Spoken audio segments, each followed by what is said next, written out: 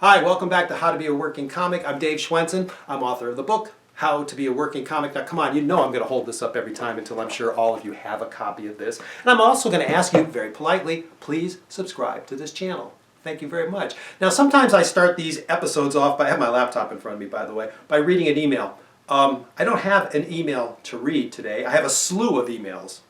I always wanted to just say that word, slew. It turns out a guy I know, a comedian from Hollywood, has returned to his hometown and he's been acting pretty much like a diva. What I mean is he's been going to the comedy clubs demanding he goes on stage, running the light, not paying attention to how much time he's doing on stage, not knowing his audience, insulting, and just being a real pain.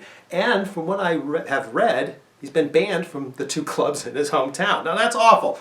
Unless you're as cool as these guys, and I've never heard anything bad about any of those guys, by the way, but the comic I'm talking about, unless he is a real headliner that is putting all the ticket-paying customers in their chairs, if he's just showing up doing guest spots, I don't think he should be burning bridges, which is probably what you would call this. You know, when it comes down to hiring comedians or speakers or entertainers, as a talent booker, we look for the ones that are not going to be a real pain in the butt to work with. If it's equal talent, like who do you want, this one or this one? Which is the easiest one to work with? We'll go with that one. So this comic needs to remember that. And by the way, of course, as always, I have a story to go with this. And this is a friend of mine I'm talking about, and if he's watching this, he knows I'm talking about him because we've laughed about this years ago.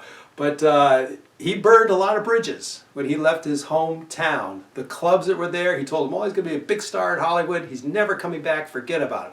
Well, once he did become kind of a big star in Hollywood, he wanted to go back to perform for his family and friends. But none of the clubs wanted him back because he was a pain in the butt. So it took a lot of phone calls from big agents, club owners, to get him a booking in his hometown.